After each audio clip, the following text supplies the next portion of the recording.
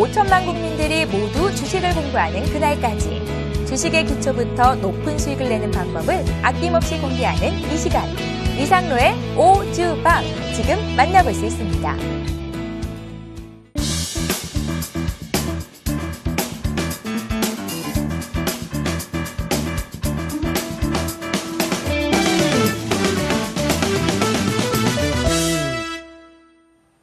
오늘 시간에도 관심 종목 한 종목 더 설정해 주신다고 하니까요. 끝까지 관심 부탁드리겠습니다. 오늘 강의 부탁드릴게요. 네, 맞습니다. 이상로의 오주방이죠. 네. 5천만의 주식 공부방. 오늘은 최근 들어서 이슈가 되고 있는 스마트 그리드에 대해서 한번 알아보도록 하겠습니다. 스마트 그리드 말 그대로 지능형 전력망인데 과연 시청자분들 그리고 개인 투자자분들은 확실하게 알고 사시고 계십니까? 좀 더 스마트 그리드에 대해서 좀 더 자세하게 알아보면서 신정부 수혜 업종 바로 스마트 그리드 좀 더 면밀하게 살펴보도록 할게요.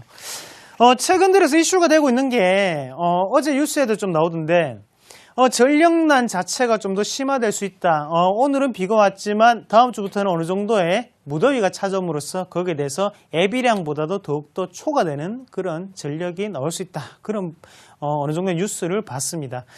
그만큼 최근 들어서 이슈가 될 수 있는 게 바로 스마트 그리드라고 좀 말씀을 드릴 수 있겠는데요. 여러 가지 종목군이 상당히 많죠. 거기에 대해서 지금은 우리가 좀 더 정부 정책 수혜 업종인 여기에 대해서 좀 더 면밀하게 좀 살펴보실 필요가 있을 것 같고요. 그래서 이런 종목군들 같은 경우에는 최근 글로벌적인 트렌드라고 말씀을 좀 드릴 수도 있겠죠. 그래서 우리나라 말고도 다른 여타의 선진국들, 미국이라든지 아니면 유럽, 일본, 중국 같은 총 9개국이 지금 스마트 그리드 관련 정부 정책 사업을 펼치고 있습니다. 그런 관점에서 봤을 때 우리나라의 스마트 그리드 사업 어디까지 올라왔으며 앞으로는 어떤 사업이 진행이 될 수 있을까? 거기에 대해서 좀 더 자세하게 알아볼 필요가 있겠고요. 말 그대로 단어 한번 풀이 한번 해볼게요. 스마트 그리드란 기존 전력망이죠. 기존 전력망에 어느 정도 정보 기술을 접목을 한다. 그래서 전력 공급자와 소비자 양방향으로 실시간 정보를 교환하고 거기에 대해서 에너지 효율을 최적화하는 차세대 지능형 전력망이다. 상당히 어려운 단어도 많고요. 거기에 대해서 이해가 안 되시는 분들이 상당히 많으실 거예요. 쉽게 말씀을 좀 드릴게요. 쉽게 말씀드리면 예전에는 어느 정도 전력이 있으면 이 부분 자체가 소비자에게 일괄적으로 진행이 되는 방식이죠. 그래서 한 방향이라고 하면 지금은 여기에 대해서 이렇게 리드미컬하게 돌아갈 수 있다는 거죠. 그래서 소비자가 원할 때 쓸 수 있겠고 그리고 전력 같은 경우에도 어느 정도 과다 생산에 대한 부분을 줄일 수 있다는 게 가장 큰 장점이겠고요. 그런 관점에서 봤을 때는 현재 시점 같은 경우에 좀 더 우리가 전력 부족이라든지 이런 부분을 확실하게 해결할 수 있는 것은 바로 스마트 그리드다. 그렇게 좀 보시는 게 좀 좋을 것 같습니다. 그리고 다음 화면 보면서 추가적으로 좀 설명을 드리면 제가 말을 좀 더 쉽게 적어봤습니다. 바로 소비자는 전기요금이 쌀 때 전기를 쓸 수 있고 생산자는 전력 공급량을 탄력적으로 조절할 수 있어 이를 통한 에너지 효율 최적화가 가능하다. 이런 거죠. 쉽게 좀 말씀을 드리면요. 전기를 좀 많이 쓰는 게 뭐가 있을까요? 즉 가전제품 중에서 에어컨이 있겠죠? 에어컨. 네. 예, 에어컨을 제외하고요. 에어컨 제외하고 예. 냉장고도 있을 거고요. 예, 맞습니다. 그 에어컨이나 아니면 냉장고라고 예를 치면 에어컨, 냉장고. 자, 그리고 세탁기도 있을 수 있겠고요. 이런 부분 많겠죠. 그러면 쉬운 거는 세탁기 같은 경우를 우리가 밤에 이용을 한다. 그러면 전기요금이 싼 때죠. 그러면 소비자가 그때 이용을 할 수 있겠고 거기에 대해서 생산자 입장에서는 전력을 어느 정도 야간에 어느 정도 과다 생산을 해놓고 난 다음에 그것을 맞춰서 조절해서 소비자에게 보낼 수 있다는 거죠. 그리고 거기에 대해서 소비자는 어느 정도는 선택을 해서 부족한 부분 그리고 어느 정도 과다되는 부분을 서로가 알 수 있는 그런 시스템이라고 좀 보시면 좀 좋을 것 같습니다. 그래서 그런 부분을 우리가 스마트 그리드라고 한다. 그렇게 좀 보시면 좀 좋을 것 같습니다. 개념이 다시 한번 나오고 있는데 말 그대로 기존 전력망이 있으면 거기에 대해서 어느 정도 ICT 기술을 융합을 해서 거기에 발전, 송배전, 수용가 거기에 대해 어느 정도는 순환을 하는 그런 모습이다. 그렇게 좀 보시면 좋을 것 같아요. 예전의 방식 같은 경우에는 일방적인 방식이었다면 지금은 쌍방향이라는 게 이 점이 가장 틀린 점이겠죠. 그 부분을 좀 더 기억을 하시면 좀 좋을 것 같습니다. 자, 특징이 나오고 있죠. 그래서 이 부분을 우리가 한번 공부해 보도록 할게요. 어떻게 달라지길래 지금 스마트 그리드가 이렇게 이슈가 되고 최근 그리고 향후의 전망은 어떻게 될까 아셔야겠죠. 2010년 전력망 그리고 지금 2013년 스마트 그리드에 대해 어느 정도 다른 점을 좀 적어보면 일단은 통신적인 입장에서 보면 단방향이라고 말씀드렸죠. 그리고 비실시간이다. 그래서 정해진 대로 계속적으로 전력은 공급이 되고 있습니다. 그래서 부족하거나 아니면 생산돼 과다 생산 상관없이 공급이 된다는 얘기고요. 거기에 대해서 스마트 그리드 같은 경우 양방향 그리고 실시간으로 부족한지 아니면 초과 생산이 되었는지 그것을 파악을 할 수 있다는 거죠. 그래서 전력을 좀 더 효율적으로 사용할 수 있는 게 바로 스마트 그리드다. 그리고 소비자와의 소통이 제한된 범위 안에서 가능하지만 이것은 다양한 범위 내에서 우리가 확인을 하고 거기에 대해서 소통을 할 수 있는 개념이라는 걸 한번 기억을 하시고요. 그리고 운전 같은 경우에도 수동 감시라든지 아니면 정기적인 유지 보수가 들어간다면 지금 스마트 그리드 같은 경우에는 자동 감시라든지 아니면 상태 기반 유지 보수를 좀 뜻할 수 있겠고요. 그리고 발전 같은 경우에도 집중적으로 발전을 해서 돌린다면 거기에 대해서 집중식이라든지 아니면 분산 전원을 좀 더 뜻하는 그런 모습이 좀 나타날 수 있습니다. 그리고 다음 화면 보면 전력 제어라고 적혀 있는데요. 이 부분이 좀 더 중요하겠죠. 전력이 제어가 될 수 있기 때문에 여기에 대한 어느 정도 테마군이 형성이 될 수 있겠죠. 그래서 제한적이다. 대신 여기는 자동이고 광범위적으로 될 수 있다는 거. 그리고 복구 개념도 어느 정도 수동적이지만 이건 자가 복구가 가능하기 때문에 이런 점을 좀 더 알 수가 있습니다. 그리고 시스템 포톨로지라고 하는데 정해진 방향으로 전력 흐름이 간다면 네트워크라는 다양한 전력 흐름이 갈 수가 있다는 거죠. 이런 부분에서 ESS, 바로 전력 저장 장치가 사용될 수 있다는 거고요. 이런 부분을 좀 더 체크를 하시면 스마트 그리드 안에 또다시 ESS 전력 저장 장치가 좀 더 활성화될 수 있겠구나. 그리고 여기에 대한 개념을 좀 더 이해를 하시면 좀 더 도움이 되지 않을까. 그렇게 해서 한번 준비를 해봤고요. 다음 화면 보면 왜 이게 정부 정책 과제가 될 수 있었을까? 창조경제, 박근혜 정부의 가장 창조경제의 핵심은 신재생 에너지 육성이라는 거죠. 그래서 최근 들어서 우리가 어디죠? 보면 신고리 그래서 1호기라든지 2호기가 어느 정도 그런 사태가 있었고요. 그런 개념을 봤을 때 신재생 에너지 육성이라는 그게 첫 번째가 될 수 있겠고요. 그리고 두 번째는 에너지 절감. 네. 그래서 뭐 사무직이라든지 아니면 뭐 건물주를 하시는 분들은 아실 거예요. 최근 들어서 건물에 대해서 어느 정도의 이상이 전기가 발생을 하게 되면 거기에 대해 제한을 계속적으로 두고 있죠. 그래서 구청에서 나와서 어느 정도는 전력에 대해서 평가를 하고 거기에 대해서 제한을 계속적으로 두고 있는데 그런 거를 좀 뜻하는 겁니다. 그래서 에너지 절감이라는 거. 그래서 예전에 비해서 우리가 쉽게 알아보면 예전에 실내 온도가 몇 도가 기준이었죠? 뭐 24도라든지 25도 뭐 마음대로죠. 하지만 지금은 27도, 28도죠. 그래서 기준 온도가 좀 달라졌다는 거죠. 그만큼 온도가 올라갈 수 있는 게 바로 에너지 절감이 가능하기 때문에 온도를 올리고 있다는 거고 환경 문제도 마찬가지입니다. 그래서 환경적으로도 영향을 많이 줄 수 있기 때문에 악영향을 준다는 거죠. 거기에 대해서 환경에 악영향을 주지 않는 그런 에너지를 개발한다는 거. 이게 창조경제의 바로 핵심 부분인데요. 이런 부분이 바로 지금 우리가 공부하고 있는 스마트 그리드와 일맥상통하게 맞아떨어진다는 부분을 한 번 더 인식을 좀 하시고요. 자, 2012년도 자료를 보면서 좀 말씀을 드리면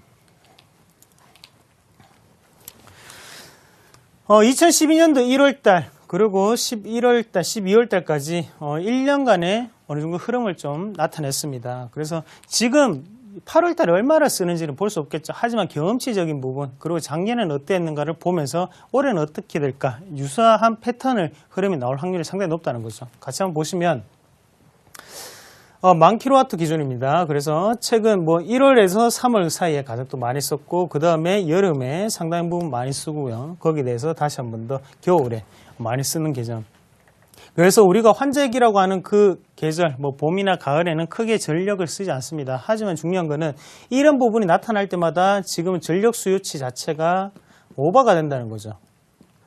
오버가 되기 때문에 이런 부분에서 지금은 전력에 대한 에너지 절감이 상당 부분 높아졌다고 좀 보시는 게 좀 좋을 것 같고, 다음 화면 같이 보시면 설비 용량과 공급 능력에 대한 예비율을 같이 한번 살펴보실 필요가 있겠는데, 공급 능력 예비율이라면, 그리고 설비 용량 예비율이면, 보시면 설비 용량 예비율은 무슨 말이냐면 설비를 했을 때 거기에 대해서 최대한 쓸 수 있는 양을 나타내는 거고요. 거기에 대해서 공급 능력은 공급이 되는 부분을 나타내는 거고요. 그렇게 본다면 어느 정도는 갈등이 좀 심화되는 그런 부분까지 올라오는 모습을 좀 더 보실 수가 있겠습니다. 그래서 그런 부분 한 번 더 기억을 하시고요. 아까 전에 일전에도 말씀을 드렸지만 세계 스마트 그리드 시장 규모 전망을 한번 보시면, 지금 아까 전에 제가 9개 국가가 하고 있다. 그래서 정부 정책 사업을 하고 있다. 그 나라가 프랑스, 그리고 미국, 스페인, 독일, 뭐 영국, 중국, 일본, 그리고 우리나라까지. 그래서 나라 이름을 한번 들어보시면요. 지금 유럽, 그리고 미국, 그리고 아시아, 우리가 선진국이라고 하는 이런 나라에서 먼저 시작을 하고 있다는 겁니다. 그래서 아시아 같은 경우에 인구가 상당히 많죠. 중국 같은 경우에도. 그렇기 때문에 그런 인구가 많은, 인구 밀도가 높은 그런 국가에서 유달리 더욱더 하고 있는 거고요. 거기에 선진국이라는 어느 정도 필두로 지금 스마트 그리드 시장이 본격적으로 시작되고 있다. 그래서 규모적인 면으로 봤을 때 2011년, 2012년은 확정치입니다. 하지만 2013년부터는 예상치겠죠. 꾸준히 증가하고 있는 그런 시장 규모를 우리가 확인하실 수 있겠고, 그런 개념으로 봤을 때 스마트 그리드 생각보다는 장기적인 흐름으로 좀 더 내다봐야 되는 거 아닌가, 그렇게 좀 더 느끼실 필요가 있을 것 같아요. 그리고 다음 화면 보시면요. 스마트 그리드 사용 시 전력 사용량이 어떻게 감소하길래 이렇게 스마트 그리드 하느냐 보시면 2010년, 2020년, 그리고 2030년까지 예상치를 좀 해놨는데요. 예상치. 그래서 전력 사용량에 대한 감소 효과가 두드러지게 나타날 수 있다는 겁니다. 그래서 사용을 안 했을 때와 사용을 했을 때는 상당한 차이가 나타날 수 있다는 점을 우리가 한 번 더 눈여겨보셔야 될 것 같아요. 그래서 주거용뿐만이 아니라 상업용이라든지 아니면 산업용 같은 경우에는 큰 차이를 보일 수가 있겠죠. 그래서 산업용 같은 경우에는 전기를 상당히 많이 씁니다. 그래서 지금 우리가 누진세가 도입이 됐죠. 누진세가 도입이 되고 난 다음에 기업에는 좀 더 혜택이 가는 부분 아닌가. 그리고 주거, 일반 우리 국민들에게는 좀 더 안 좋은 여건이 되는 거 아닌가. 그렇게 말들 많이 하잖아요. 그런 식으로 지금 산업용 같은 경우에는 어느 정도는 스마트 그리드가 절실하다. 그리고 상업용도 마찬가지로 절실하다는 부분이 표로 나타나고 있다는 걸 눈여겨보실 필요가 있을 것 같아요. 거기에 대한 기대 효과를 같이 보는 게 좀 좋을 것 같은데, 기대 효과를 한번 같이 보시면 일단 일자리 창출이 될 수 있겠죠. 그리고 온실가스가 감축된다. 그리고 에너지 수입이 절감되고, 그리고 수출 증대에 기여할 수 있다. 무슨 말이냐면 스마트 그리드를 국책 사업으로 하면서 여기에 대해서 기업, 어느 정도 ESS, 그런 ESS 장치를 만드는 회사라든지 아니면 이런 부분에서 수출을 할 수가 있다는 거죠. 그래서 수출 증대가 기여될 수 있고 내수 창출에 기여할 수 있다. 새로운 모멘텀이 생긴다니까 거기에 대해서 당연히 내수는 발전할 수 있겠죠. 그리고 발전소 건설을 회피할 수 있다. 발전소를 지금 같은 경우에 원자력 발전 무작위하게 어느 정도 지었습니다. 과거 같은 경우에는. 최근 들어서는 신재생 에너지라든지 아니면 환경 문제가 대두됨에 따라서 스마트 그리드 같은 경우에는 좀 더 필수적인 요건이 아닌가, 그렇게 좀 보시는 게 좀 좋을 것 같아요. 가장 중요한 부분인데요. 제가 이렇게 꾸준히 계속 설명을 좀 드렸던 게 이것 때문이죠. 그래서 우리가 스마트 그리드 관련주가 제일 중요합니다. 사실 주식을 하는 입장에서 어느 정도는 수익이 나야지만 거기에 대한 부분이 일맥상통하게 들어가는 거고, 거기에 대해서 업황을 제가 먼저 말씀을 좀 드렸다고 그렇게 보시면 좀 좋을 것 같아요. 스마트 그리드 얘기를 하면서 제가 뭐 대충 읽어주는 식으로 넘어갔던 이유가 그렇게 알고는 있으되 우리가 경제학자가 아니기 때문에 그냥 알고만 있으면 된다는 거죠. 아무런 개념 자체가 안 잡히고 난 다음에 종목을 보면 이 종목이 그냥 스마트 그리드 관련주구나. 여기서 끝나는 게 아니라 스마트 그리드 안에 어떤 부분에 의해서 해당되기 때문에 관련주구나. 이 차이는 상당히 크다는 거죠. 그 부분을 지금부터 좀 알도록 하겠습니다. 스마트 그리드 관련 내용을 한번 보시면 일단은 한국전력을 좀 들 수 있겠습니다. 한국전력. 한국전력 같은 경우에는 중장기 지능형 전력 개량 인프라 구축 계획을 좀 더 수립을 했고요. 그래서 국내 스마트 그리드 사업 전반을 주도할 것이다. 맞죠? 일단은 이름 말 그대로 한국전력입니다. 그렇기 때문에 국내 스마트 그리드 사업에 대한 전반적인 주도를 할 것이다. 그러면 이렇게 개념을 좀 잡으시면 좀 좋을 것 같아요. 칠판이 좀 준비가 돼 있나요? 자, 한국전력이 있습니다.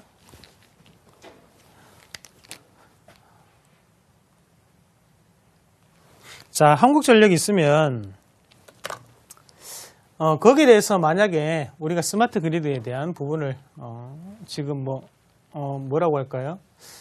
스마트 그리드가 있으면 여기에 기업에 어느 정도 할당을 시키거나 이런 부분을 바로 한국전력이 맡아서 한다는 거죠. 그래서 계획 수립이라든지 아니면 사업체 선정. 그러면 이런 부분을 맡아서 하는데 한국전력이 스마트 그리드에 대해서 직접적으로 관련이 있을까요? 생각보다는 힘들다는 거죠. 그냥 한국전력 같은 경우에는 이런 분위기 그리고 이런 전반적인 사업 자체를 주도해 나가는 입장이고 거기에 대해서 다른 기업들 같은 경우에 직접적으로 매출에 와닿을 수 있다는 거죠. 그래서 한국전력 같은 경우에는 전력량에 따라 좀 더 수요 자체라든지 아니면 주가가 변할 수 있습니다. 하지만 스마트 그리드 관련주로 보기에는 조금 약한 면이 있다. 그래서 계획 수립이라든지 아니면 사업체 선정 이런 부분을 좀 더 주도하는 게 바로 한국전력이고 직접적으로 스마트 그리드 관련이라고 하기에는 조금 거리가 있어 보인다. 그렇게 좀 말씀을 좀 드리겠고 자, 다시 화면을 좀 돌아와서요. 삼성 SDI가 있습니다. 삼성 SDI, ESS 시장 공략이 본격화가 되고 있고 거기에 대해서 이탈리아 치대 전력회사 NL에 ESS 공급 계약을 체결했다. ESS가 뭐라고 했죠? 전력 저장 장치라고 했죠. 자, 기본적인 개념이 뭐냐면 지금 ESS가 대두되는 이유가 자, 과다 생산이죠. 전력을 과다 생산이 되었습니다. 과다 생산된 전력 자체를 저장할 수 있는 장치가 있어야 된다는 거죠. 저장할 수 있는 장치 안에 저장을 해놓고 난 다음에 소비자에게 이렇게 넘어가는 거죠. 그러면 여기에 대해서 과다 생산에 대한 장치, 저장 장치를 바로 ESS라고 하고요. 이 저장 장치를 만드는 대표적인 회사가 바로 삼성 SDI구나 라고 이렇게 생각을 하시면 돼요. 그래서 여기에 대해 과다 생산 말고 아까 전에 원하는 시간대에 그 전력 그리고 쓸 수 있는 지능형 전력망이 되기 위해서는 바로 전력 저장 장치 이게 필수적이겠죠. 여기에 어느 정도는 잉여되는 전기라든지 아니면 부족한 전기를 여기 모아놓고 여기 부분을 소비자가 받는 시스템이 될 확률이 상당히 높습니다. 그렇게 본다면 삼성 SDI나 리튬 이온 전지를 생산하는 업체에는 상당히 큰 효과를 불러일으킬 수 있다. 이런 기업들은 직접적인 영향을 받을 수 있는 회사겠죠. 그래서 아까 전에 한국전력과 지금 삼성 SDI는 개념이 조금 틀립니다. 자, SK CNC 스마트 그리드 실증단지 사업 실시, 스마트 빌딩, 스마트 운송, 스마트 신재생 에너지 3개 부분 운영하는데 SK CNC는 넘어가겠습니다. 효성 같은 경우에 스마트 스택홈 등 스마트 그리드 사업에 적극 추진을 하고 있다. 그리고 LS산전 같은 경우에 스마트 미터 등 스마트 그리드 관련 사업에서 본격적으로 매출이 발생하고 있다. 이 부분 중요하죠. 이 부분. 스마트 그리드 관련 사업에서 본격적으로 매출이 발생하고 있다. 자, 효성 같은 경우에는 스마트 그리드 사업에 대해 적극적으로 추진을 하고 있는 상태고요. 거기에 대해서 LS산전 같은 경우에는 본격적으로 매출이 발생하는 상태라는 거죠. 그래서 개념이 좀 더 다르겠죠. 그러면 이게 좀 더 좋구나. 포스코 ICT. 철강 기업 중심으로 스마트 그리드 사업을 수행하고 있다. 최근 두산중공업 수주 받고 거기에 향후 중공업 화학 분야로 관련 사업을 확대할 것이다. 그리고 2013년 스마트 그리드 1,000억 원 수주를 목표로 하고 있다. 자, 앞서 그림으로 다시 한번 돌아가시면 주거용, 상업용, 그리고 산업용이 있었습니다. 주거용, 산업용, 상업용, 산업용이 있었는데 가장 혜택을 볼 수 있는 곳이 바로 산업용이었죠. 산업용이었죠. 이 산업용에 대한 어느 정도 수주를 받고 있는 업체가 포스코 ICT구나. 오케이? 아시겠습니까? 왜 주가가 삼성 SDI라든지 포스코 ICT가 많이 올랐을까요? 안에 어느 정도의 문맥적인 부분 그리고 안에 실질적으로 포함하는 내용이 조금씩 다르다는 거죠. 그래서 주가도 거기 조금씩 다른 부분 자체에서 외국인의 수급이 들어오느냐 아니면 기관의 수급이 들어오느냐 그 차이가 바로 이렇게 어떤 일을 하는가에 따라서 조금씩 달라질 수 있다는 겁니다. 자, 다시 화면 좀 넘어가서요.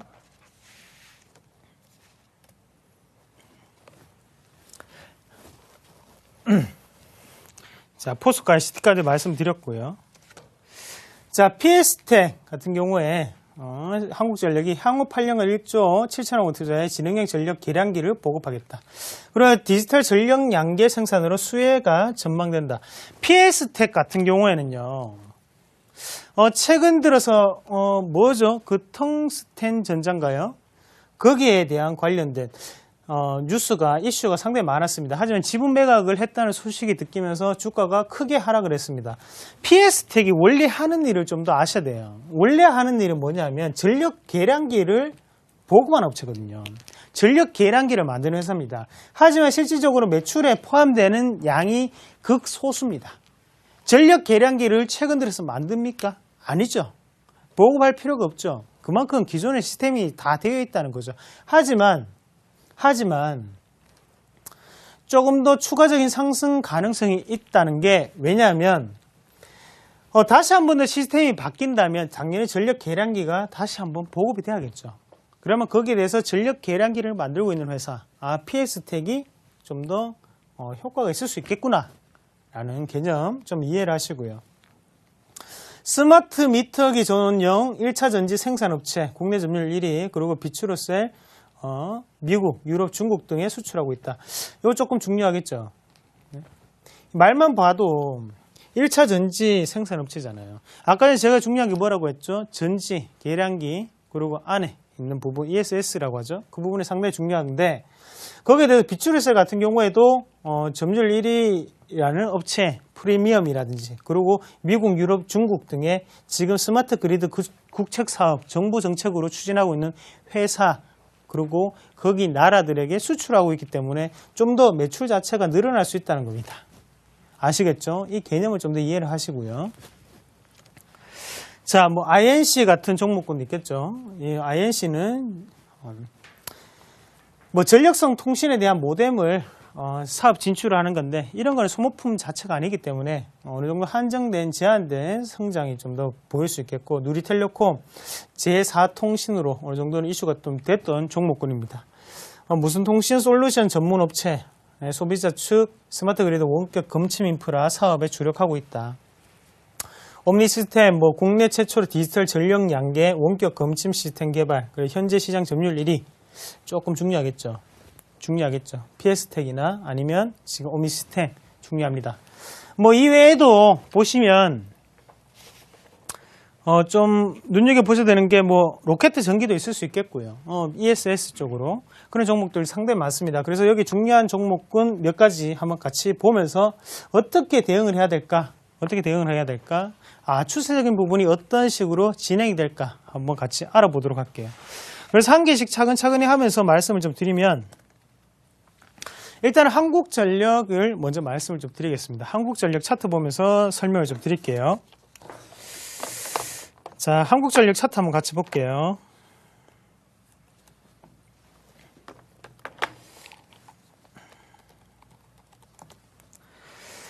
자, 한국전력 차트 한번 보시면 생각보다 스마트 그리드 이슈가 되는데도 불구하고 주가는 아직까지도 하방 영역에 치닫고 있습니다.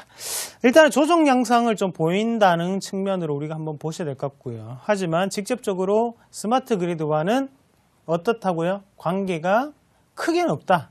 그런 관점에서 봤을 때 주가 추이 자체는 좀 더 횡보를 할 확률이 높고요. 그래서 지금 일단은 이평선 자체, 61선 자체가 벌써 어느 정도는 우하향 패턴을 나타내고 있습니다. 우하향이 진행이 되면서 거기에 대해서 지지를 받는 게 가장 안 좋은 패턴이라는 거죠. 그런 패턴이 나타나고 있기 때문에 우리가 조금은 조심하셔야 되고, 여기에서 지금 한국전력에 가장 필요한 거는 거래량 큰 급등이 좀 더 필요할 것 같습니다. 그래서 일단은 이평선 자체를 돌려야 되기 때문에 우리는 이런 종목군 같은 경우에 대응을 할 때는 급하게 매수할 필요는 전혀 없으시고요. 대신 지금 21선보다는 하단으로 내려오는 61선이 더욱더 중요한 역할을 하고 있습니다. 그 말은 무슨 말이냐면 61선이 중요한 역할을 한다는 것은 장기적인 추세로 움직이는 종목군이라는 거, 거기서 힌트를 좀 더 얻으셔야 될 것 같고, 가격적인 이격 상태로 본다면 하단에 지금은 27,000원권이 지지가 되는지 여부를 파악을 하시는 게 더욱더 중요할 것 같아요. 그래서 27,000원 부분까지는 저는 좀 내려올 수 있다고 보고요. 그런 관점에서 봤을 때는 좀 더 기다리고 여유를 가지고 좀 매매하는 습관이 좀 필요하다. 한국전력은 아직까지는 배드다. 그래서 접근을 안 하셔도 된다. 지금은 27,000원 지지 여부 체크하시고요. 자, 다음 종목 한번 넘어가서 한번 또 볼게요. 삼성 SDI는 좀 이따 다시 하고, 포스코 ICT 한번 같이 볼게요. 포스코 ICT. 주가가 최근 들어서 상당히 크게 올라왔습니다. 포스코 ICT. 여러 가지 사업이 많이 접목되고 있습니다. LED 관련도 되고, 많죠. 말이 많습니다. 그만큼, 일단은 매출처가 다변화된다. 그리고 성장성에 제한을 두지 않는다. 그리고 하는 일이 많다. 이거는 큰 호재거리가 될 수 있습니다. 어떨 때 바로 주가 자체가 우상향이 되고 거기에 실적이 동반될 때는 큰 흐름을 나타낼 수 있겠지만, 시장이 안 좋거나 아니면 빠지는 모습이 나타날 때는 그만큼 여러 가지 일을 한다는 것은 한 개에 집중적이지 못하다는 거죠. 하지만 테마성 재료로 생각했을 때는 여러 가지 테마를 같이 안고 갈 수 있는 종목군이라는 거죠. 그래서 이런 추세적인 부분 자체를 타고 올라가는 종목군은 쉽게 꺼지기는 힘듭니다. 그래서 하단에 보시면 전형적인 개인 투자자들이 좋아하는 패턴이죠. 그래서 이렇게 되겠네요. 맥점을 좀 짚어보면요. 하단에 지금 8,300원대가 좀 맥점으로 좀 잡히고 있는데, 이 거래량 자체가 올리고 난 다음에 크게 올라가는 패턴입니다. 그래서 일단 박스권을 돌파하고 난 다음에 중요한 부분은 거래량이 어느 정도는 붙어 있다는 거죠. 거래량이 붙어 있다는 것은 쉽게 종목군이 이렇게 하락 추세로 바뀌기는 어렵고요. 하락 추세로 바뀌기는 어렵고, 이 상황에서 좀 더 추가적인 상승 기조로 이어가지 않겠나. 그래서 당분간의 조정은 나올 수 있겠지만 그 조정 자체가 짧게, 그리고 다시 한 번 더 주가는 크게 올라갈 여지는 남아 있습니다. 그래서 우리가 주봉상으로 한번 같이 보시면, 자, 크게 보시면 지금 어떤 선이 가장 눈여겨보이세요? 여러 가지 선들이 한 개가 딱 보이죠. 자, 가장 큰 매물대를 돌파를 했습니다. 거래량을 어느 정도 동반을 했고요. 앞서 있던 이 거래량, 그리고 이 거래량은 합쳐서 플러스해서 생각을 하시면 좀 좋을 것 같고, 지금 추세적인 부분으로 봤을 때는 이 가격대 지금 얼마인가요? 9,500원대죠. 9,500원 플러스 마이너스 1% 정도를 우리가 어느 정도 매수권으로 대응을 하시면서 종목을 들고 가신다면 향후에 장기적인 입장에서 본다면 충분히 수익을 낼 수 있는 종목군이 아닌가. 그래서 1차적인 목표가는 가장 상단에 12,000원 부분을 어느 정도 보시면 좀 좋을 것 같고, 포스코 ICT 같은 경우에는 꾸준히 이슈거리가 생길 수 있는 종목군입니다. 그래서 최근 들어서 보니까 전문가분들이 추천을 많이 하시더라고요. 그래서 오늘 저는 이 종목은 그냥 설명을 해드렸던 거고, 추천을 많이 하는 데는 다 이유가 있겠죠. 전문가들이 다 실력이 좋은 건 아닙니다만, 그래도 거기 안에서 그만큼 공부를 하고 정보를 보고 난 다음에 추천해 드리는 거잖아요. 그러면 여러 가지 호재거리가 있기 때문에 최근 들어서 이슈가 되는 종목군이구나. 인기가 많은 종목군이구나. 그러면 추가적인 상승 여지도 좀 더 있을 수 있겠구나. 그렇게 좀 생각을 하시면 좀 좋을 것 같아요. 그래서 장기적인 트레이닝보다는 지금 현 시점에서는 단기적인 트레이닝 그리고 9,500원 선 근처에서는 우리가 매수로 좀 더 대응을 하시면 수익이 좀 더 낫지 않겠나. 그렇게 좀 말씀드릴게요. 자, 마지막으로 종목, 제가 오늘 한 가지 들고 왔는 종목 좀 소개를 해드리면, 삼성 SDI를 말씀을 좀 드리겠습니다. 주가가 많이 올라왔죠? 주가가 많이 올라왔어요. 주가는 많이 올라왔고, 삼성 SDI가, 가장 중요하게, 지금 실적을 내고 있는 부분은, 리튬 이온 전지라는 거죠. 리튬 이온 전지. 이게 어디다 쓸까요? 이걸 어디다 씁니까? 스마트폰에 쓰고 있죠. 스마트폰이 많이 팔리고 있죠. 아직까지도. 많이 팔린다는 것은 지금 삼성 SDI가 실적은 기본적으로 어느 정도 기본 해내는 부분이 있겠구나. 해내는 부분이 있겠구나. 소형 2차 전지, 그리고 최근 들어 이슈가 되고 있는 게 뭐죠? 전기차. 전기차에 어느 정도 대형 2차 전지를 보급한다. 그런 뉴스가 나오면서 전기차도 좀 더 엮일 수 있는 종목군이구나. 거기에 전력 저장장치 ESS까지 여러 가지 테마군들이 있습니다. 그리고 실적도 지금 나오는 종목군들 중에서는 제일 좋고요. 그렇게 본다면 처음에도 말씀드렸죠. 모를 때는 비싼 거 사십시오. 비싼 거 사세요. 싼 게 비지떡입니다. 맞죠? 싼 게 비지떡입니다. 항상 비싼 거 사세요. 비싼 거 사시고 그리고 실적이 기본적으로 되는 종목군을 골라야 되겠죠. 그러면 삼성 SDI가 왜 사야 되는가? 그렇게 좀 말씀을 드릴 수 있겠고요. 일단은 소형 2차 전지 그만큼 스마트폰이 어느 정도 성장을 이어감에 따라서 지금은 꾸준한 매출이 나오고 있습니다. 그리고 이슈가 될 수 있는 게 대형 2차 전지, 바로 자동차에 쓸 수 있는 전지를 만들고 있고 거기에 납품을 하고 있다는 거죠. 그래서 유럽의 하반기에 BMW i3 시리즈가 나오면서 거기에 예약 건수가 지금 20만 건이 잡혀 있죠. 거기에 납품을 하고 있다는 거. 그리고 지금 오늘 설명을 드렸던 스마트 그리드 ESS 시장에서 리튬이온 전지의 수요 증가와 거기에 대해서 성능 개선으로 인해 좀 더 추가적인 상승이 기대된다. 그렇게 좀 보시는 게 좋을 것 같아요. 주가 추이 한번 같이 보면서 우리가 한번 패턴 한번 보겠습니다. 제가 보고 있는 화면이 지금 주봉입니다. 주봉으로 보시면 주식을 볼 때는 그림을 항상 크게 보세요. 크게 보셔야 되고 하단에 일단은 1차적인 박스권이 있었죠. 이 부분을 좀 보시는 게 좋겠는데 여기 맥점이 되겠죠. 가장 중요한 어느 정도의 매물대는 돌파를 했습니다. 바로 갭 상승으로 돌파를 했다는 것에 좀 더 의미를 두셔야 될 것 같고, 갭이 뜻하는 것은 두 가지 정도가 있습니다. 다시는 이 가격대로 돌아오지 않겠다. 그리고 나머지 한 개는 갭을 메꾸더라도 거기에 대해서 추가적인 상승을 두겠다. 그만큼 레벨업이라는 개념으로 좀 생각을 하시면 됩니다. 레벨업.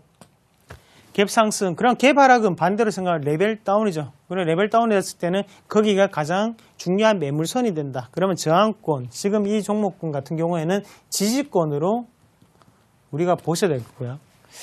그럼 지금 하단에 15만원대가 가장 큰 지지였습니다. 그러면 15만원대까지 열어놓고 대응을 하시고, 그리고 지금 추가적인 상승세 보이고 앞서 있던 거래량을 어느 정도는 그까지 올라가는 패턴이겠죠. 그러면 앞서 있던 거래량이 지금 저항권으로 작용될 수 있는 상태라고 좀 보시면 좋을 것 같아요.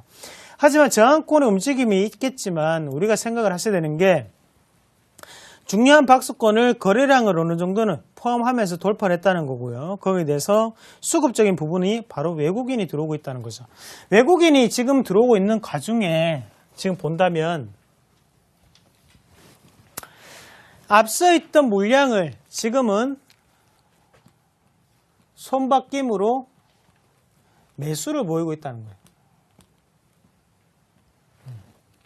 그러면 주가의 상승 여지를 좀 더 우리가 크게 봐야 된다. 이 외국인의 매수세를 볼 때요.